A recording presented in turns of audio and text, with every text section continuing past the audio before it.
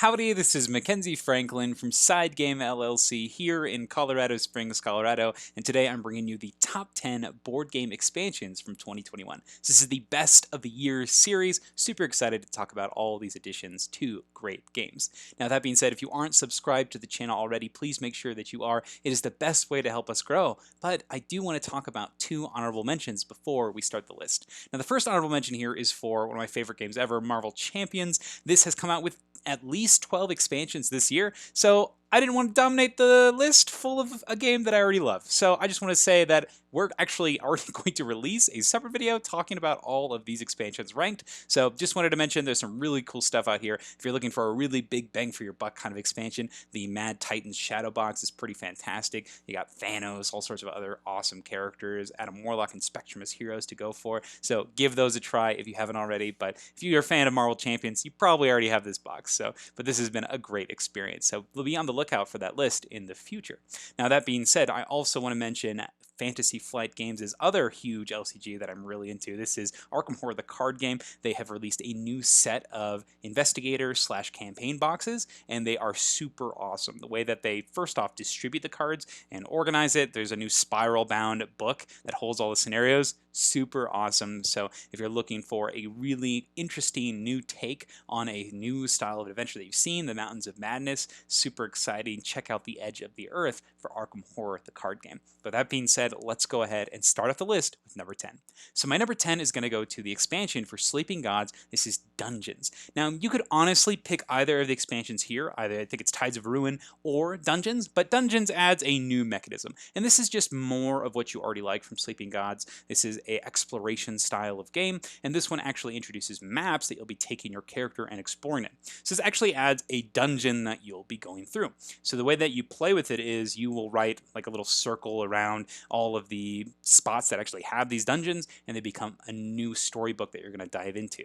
In addition to finding different items as well as kind of the normal stuff, you also find specific items to the dungeons that give you abilities that you can cash them in for, but you also have a new form of resting in these dungeons, so that way you're burning event cards like normal, but you're resting while inside the dungeon, so you can kind of just continue your progress. It gives you a new way of adventuring and exploring. Nothing that you absolutely need. There's still so much content in Sleeping Gods without it, but I still think it's a very interesting take on the Sleeping Gods system. So one that I really like, that is number 10, Sleeping Gods Dungeons. My number 9 is going to go to the game Glenmore 2 Chronicles. This is specifically the Highland Games expansion. This introduces a bunch of new modules for the game, 4 to be exact, but the big thing here that it adds is a solitaire mode. So Glenmore 2 Chronicles, it runs on a tile system where you can be drafting tiles from this central board. It's a path mechanism game where you go as far as you want, take the tile that you want and put it into your area in front of you and trigger all the abilities around those tiles. So the way that the AI works is really well. So it's going to look for specific tiles, draft them from you, and it also has a way that it integrates the tiles of the expansions into it as well.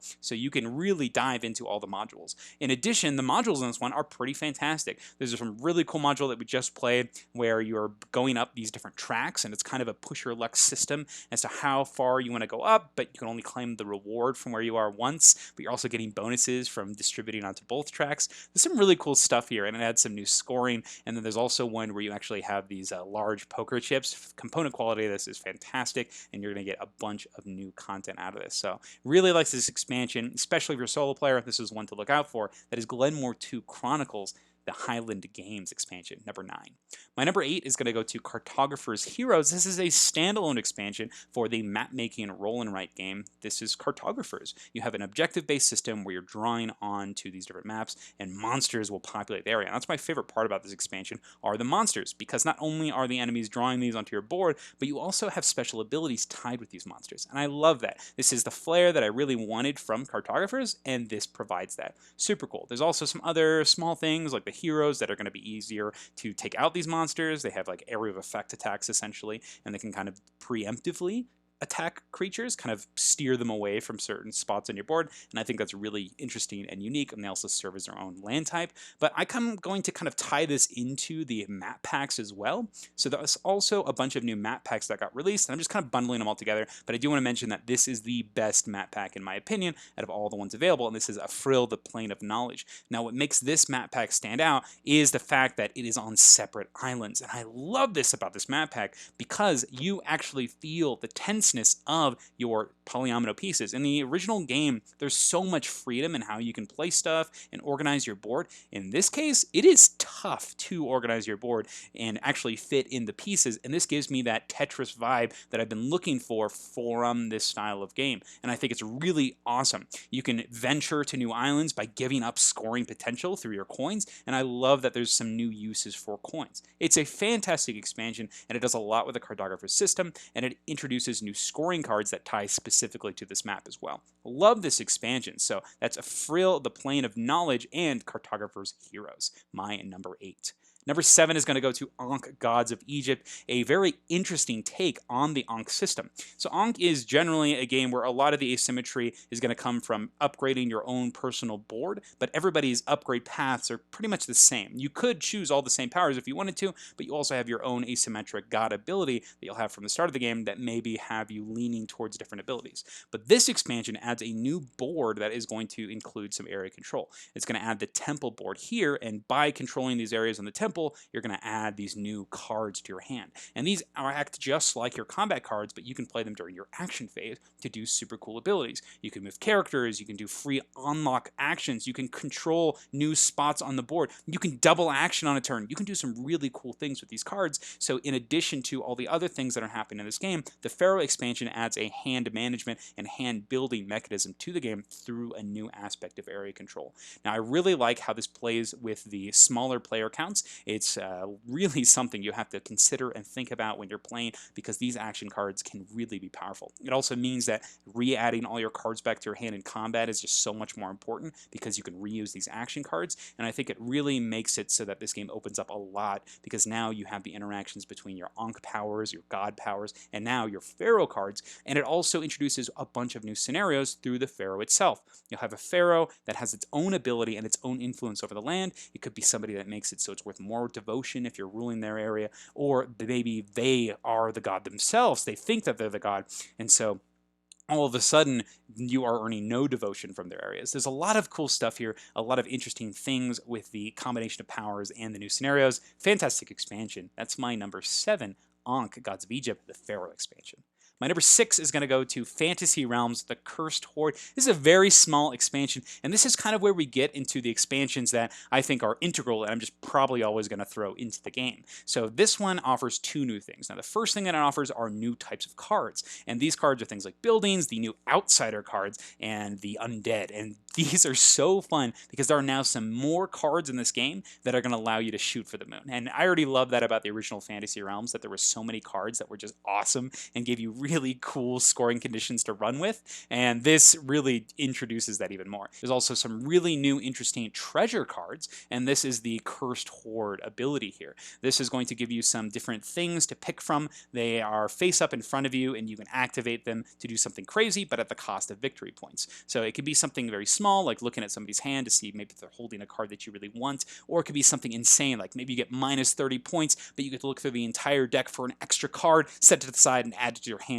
as an extra card at the end of the game. I always throw in the different monster cards and the new different suits. I think that those are fantastic, and I would always play with them if I were you. The outsider class in particular is just really fun, and I love that the undead cares about the things that are in the center of the table, so it offers you some cool strategy on what cards you're dumping as well. Really cool stuff. I love this expansion. That's my number 6, Fantasy Realms, the Cursed Hoard. And my number 5 is going to go to the game Paladins of the West Kingdom, City of Crowns, another expansion that I'm just always going to play with because of the new actions that it provides. Paladins of the West Kingdom is a worker placement game where you have your own personal board of actions as well as a central area where you're going to be competing for things, cards, resources, all sorts of these spots. But this expansion in particular adds a new type of card that you're going to be competing for. So the first card has these symbols, and it takes an idea from Viscounts of the West Kingdom where you're doing set collection with these symbols. If you get 3 of the same one, you get some continuous bonus in the form of extra workers and a one-time ability, and then you'll also increase on this new gray track. And this gray track in front of you is going to allow you to use the top part of these actions. So very similar to the characters that you'll be attacking or recruiting, you can now use these cards cards for their multi-purpose values as well. However, the reward for these is pretty dang bonkers. If you trade in for the top part, instead of just collecting for symbols, you get a better version of another action. So it can really boost you on these specific areas, and I really like that. So for example, here you can absolve with a +5 to it. Whew, super powerful. The last thing that it adds is the muster action, which introduces these new muster cards, which are new public worker spots in the center of the table. This just adds to that tension that would normally be in a game, because now there are more spots in that public area that are available. It really brings me vibes of Anachrony, where you're really managing your own board, but you have to think, oh my gosh, do I have to do this now in order to do that? Or do I prioritize doing that thing in the middle because I know it won't be there? It's just a lot of cool stuff that's added, and I love the interplay and the new competition for those resources in the center. So really enjoy this one. That's my number 5, Paladins of the West Kingdom, City of Crowns. My number 4 is going to the game Fort, Cats and Dogs. So this is a fantastic, tiny little expansion that I think is necessary for the game, particularly the cat side of the game. This adds some new conditions and things that the cats are looking for. At the end of your turn, if you have in your yard the specific suits required by the cats, they visit you and you are going to have their ability. This is so cool. If you're unfamiliar with Fort, this is a deck building game where at the end of your turn, any cards you didn't use go out for other players to recruit, which is kind of scary because maybe you have a key combo piece that you're saving for later, but you just couldn't play it or wasn't very good to play, so it has to go in front of you, and now it's exposed and other players can recruit it into their deck. They're kids. These kids are fickle. They're not going to stick around if you're not going to play with them. And I love this mechanism. You can never be sure what you're going to be able to keep in your deck from round to round unless you commit and play it. But the cats here now add this layer of strategy that, ooh, I need to get these symbols so that I can actually put them out. Or maybe that card that I was saving in my deck fits the requirements for this cat. Do I put it out to make sure that I get it? I love that tension. And then in addition, you also have the dogs, which do change up the gameplay drastically. From the draft at the beginning to the gameplay itself, these offer a huge amount of endgame points for very specific effects. And these effects are generally pretty interesting the way they work. Now, that being said, when you play a dog, you can commit other cards to it, but now you have that decision between, do I make sure I use my engine effectively, or do I play this dog and potentially lose all those other cards that I didn't commit? So you have this very cool tension with that giving up card mechanism. And the other thing about the dogs, if you don't use them, they automatically go into the next player's discard pile. And I think that is so interesting. I really like the way this system works. It's a fantastic expansion. Always will play with the cats. Great expansion. That's number 4, Fort, Cats, and Dogs.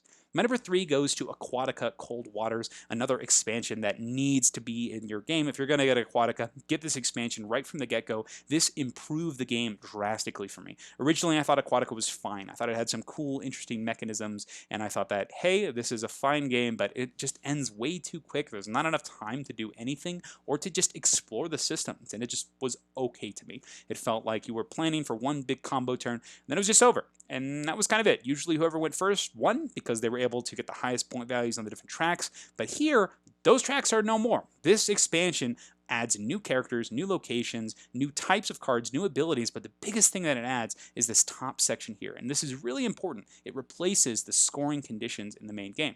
Instead of having these objectives that you're going for and that be a way that the game can end, the game ends now when the deck of locations is gone or the deck of characters empties. And I love this about the game because these new bonuses at the top are endgame scoring, and they're also passive bonuses that you can get or instant bonuses. And I love this. This adds some new abilities to the strength of the recruit a character action, because now you can recruit these abilities up here.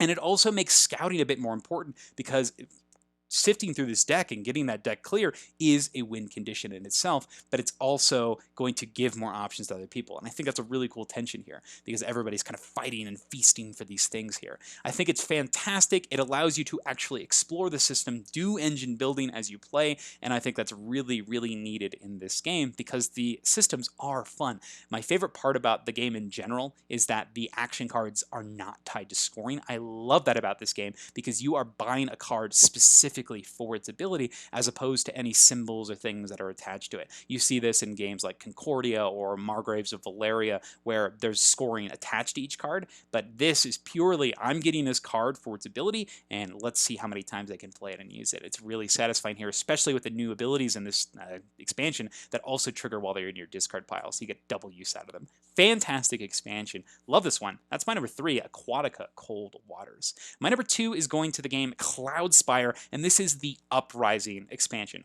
Whew, what a fantastic expansion for this really interesting MOBA tower defense style game where you're sending so many minions out to the other characters, and this new faction are all the characters that are below these islands in the sky. They are the Uprising. They're literally taking portals and going to those floating islands in the sky through the use of mercenaries. So the core mechanic in this game is the market, where there's going to be a bunch of mercenary chips that you can purchase as you play. But this faction is so cool because they are completely built out of mercenary chips. So every time you play this faction, you're going to have a completely different layout. But if you don't even play with this faction, all of those mercenaries go into the mercenary stacks, so they become characters that everybody can benefit from. This is going to pretty much double the amount of characters that you have in that market that you can recruit during the game with any faction. And if you play with the faction itself, it's going to be so varied and interesting because now instead of using the source to pay for these mercenaries, you're using your CP to send them out. And I think that is fantastic. You also have some basic units that are for this faction as well. I think there's like 2 minions and a tower that are specific to the faction, but otherwise you're going to have to play playing very tactically as you are getting new chips and trying to evaluate which ones you play and which ones you send out to your loadout. I love the flexibility of this faction, and I just love all of the new stuff that it adds in the form of characters, effects, and how it changes every aspect of every game you play in the future. Amazing expansion. That is Cloudspire, the Uprising. Always will play with this, and if you're looking for any expansion for Cloudspire, get this one first. Oh, it's just so much fun to play. And lastly, my number 1 is going to be Zombicide 2nd Edition Washington ZC. Now, the reason this is so high on this list is it took Zombicide 2nd Edition, which I thought was fine. It was fun. You go around, you have your little missions. It's great. It's fun. Good zombie killing, fun times. But this expansion adds a campaign to it and a new system through the all-out mechanism. So this has you going from mission to mission with a set of characters. And these characters are specific because they have abilities that are tied to the all-out mechanic. All out means that you'll be taking these red dice when you attack and adding additional dice to your attacks. So fantastic, you're getting double the value out of your actions, which is great. You attack with a chainsaw, you get 5 dice. If you go all out, you get 4 more. You're hitting with 9 dice. 4 of those, though, are all out dice. And if you happen to roll the 1 on an all out die, your weapon will break. And that is super scary when you're doing missions like this and all of a sudden your weapon breaks. And I think that is super, super cool. Now, the coolest thing about this is generally it's going to be optional to use the all-out mechanism. You don't have to, but all of the characters in this expansion that you use throughout the campaign have all-out tied with their abilities, which means in order to actually gain value from the effects of your characters, you're going to need to go all out. So it's got even more push your luck into the situation and can really ramp up the tension of the game. I also really like the night and day system in this expansion. It's going to make it harder to actually see the different characters and use this dial to do so. You're looking for light sources, maybe night vision goggles, things like that to help you fire your weapons in the dark. Otherwise, it's got to be melee weapons, which is really scary because it's got to be up close and personal to things. And there's also these really cool objective cards that are going to be littering the different areas. I'm not going to show you a lot of stuff just for spoiler reasons, but you'll lay these cards over the tiles here, and then you'll be revealing them to see what's on the other side. I'm just going to let you use your imagination here as to what that may be, but wow, I'm having a great time with this. This is one that Ariana and I are going through right now and just having a blast with. This is probably the campaign that we are consistently going back to the most together. So having a blast with this, and I think that Zombicide 2nd Edition with the all-out mechanisms and playing into those mechanisms is my favorite way to play Zombicide. Super awesome, super exciting. Love this game. That is my number 1, Zombicide 2nd Edition Washington ZC expansion. And that's the list. Those are my top 10 board game expansions from 2021. What did you think of the list? Do you agree with any of the things I said? Are there any expansions that I didn't talk about that need to be on this list? I'd love to hear what you think. And if you've seen any of our other videos, let me know, based on what we've been playing, what we're missing. Is there an expansion that came out that we totally didn't even think about or that wasn't on our radar? I'd love to hear your opinions and your thoughts. But thank you so much for watching SideGame Strong.